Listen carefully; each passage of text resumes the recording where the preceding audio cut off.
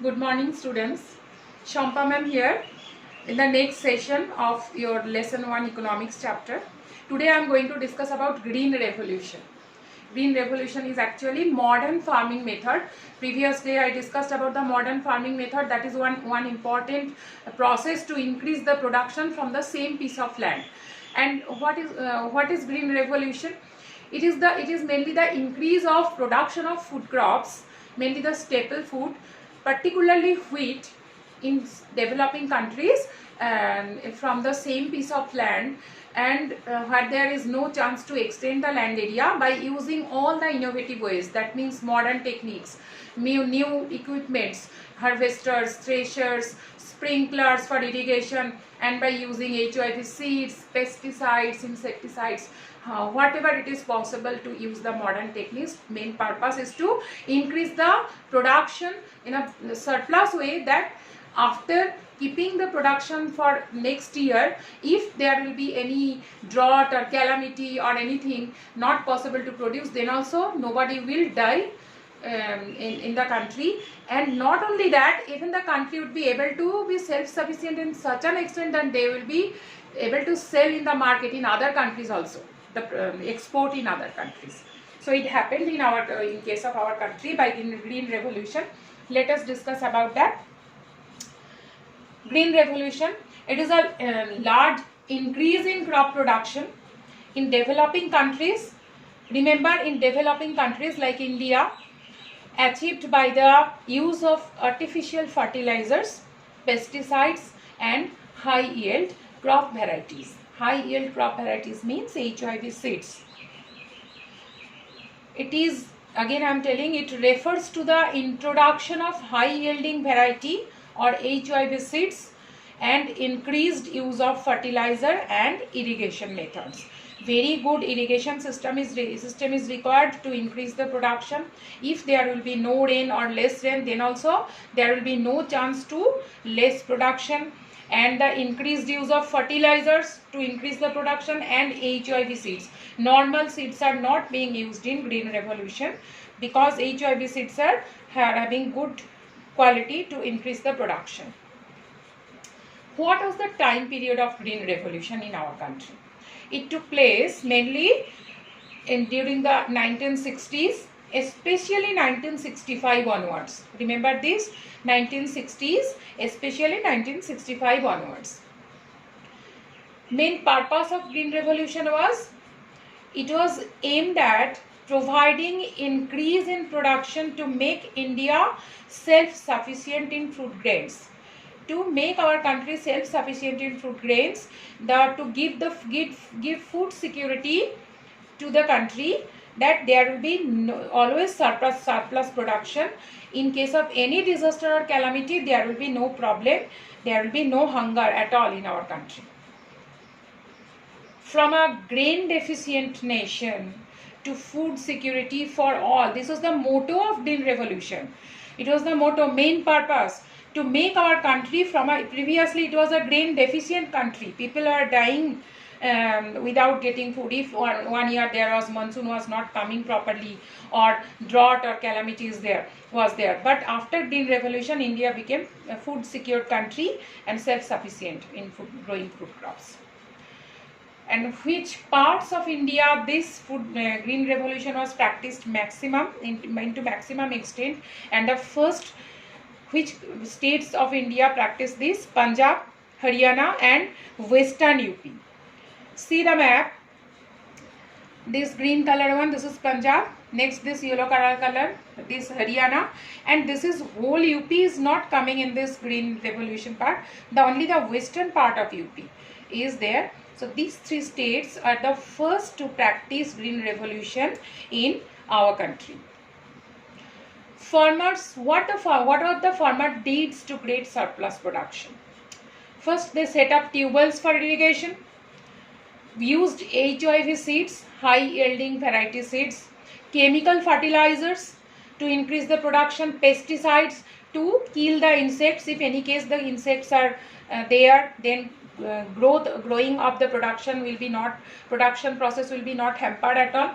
Some of them bought tractors or threshers which made plowing and harvesting faster. So here some are working capital and some are fixed capital. Coming to the previous topic of this chapter, can you say which are the fixed capitals and which are the working capitals here? See, tractors, threshers and plowing machines, these are the new equipments. Once you will buy, it will be used year after year. So these are the fixed capital. And which are the working capitals? Every year you have to input for buying this HIV seeds, chemical fertilizers, pesticides, these. Okay. Some pictures of modern equipments, good quality tractors, modern harvesting machine. All these are being used in green revolution process. Farmers are using pesticides, insecticides, and irrigation is also going on.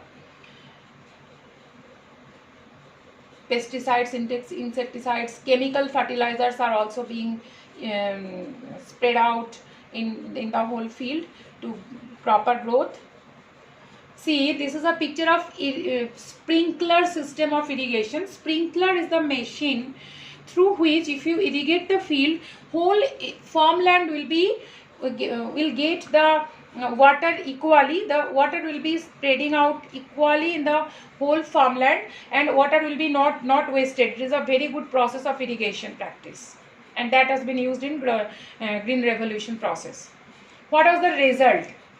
Previously the wheat production was 1300 kilogram. Now it has been increased to till 3200 kilogram per hectare. See the extent.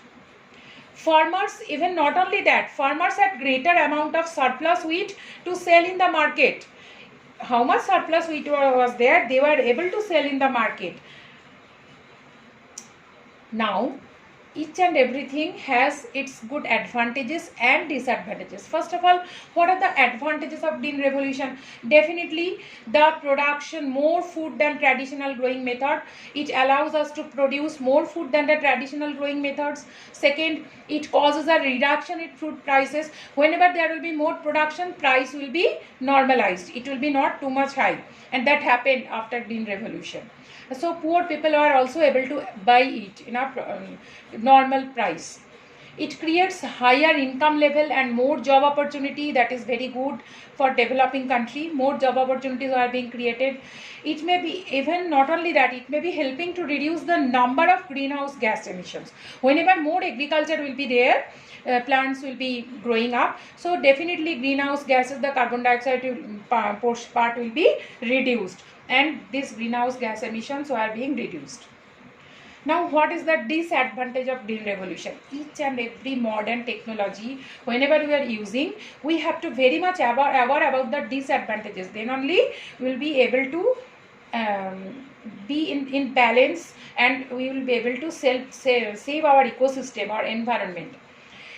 First, it is associated with the loss of soil fertility due to increased use of chemical fertilizers. In green revolution, chemical fertilizers are being used to increase the production, and there is a great chance to loss of soil fertility. Soil nutrient is being reduced.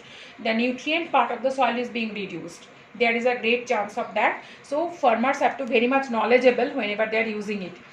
Continuous use of groundwater, that is the second disadvantage. Continuous use of groundwater for tube well irrigation. Tube well irrigation was very much practiced here. It has led to the depletion of water level. The groundwater level was going down, and that was a great problem after green revolution. Now there are assignments for you. What do you understand by green revolution? Green revolution is the process of modern farming method through which the increase of wheat production was there by using all the innovative ways, especially in developing countries. What was its main purpose? To make India self-sufficient in food grains, to give food security. At what time it took place in our country? In 1960s, mainly after in 1965 onwards. Which states are the first to practice it? Punjab, Haryana and Western UP. explain 3 advantages and 2 disadvantages of green revolution. And let us go through this advantages part again. Mainly production was increased, food prices was reduced, and more job opportunities were there, income level was high, and greenhouse gas emissions were reduced. These are the advantages, and there are mainly 2 disadvantages. The loss of soil fertility and the groundwater level was being reduced. So complete the assignment. I will take another session to complete this chapter, and thank you students.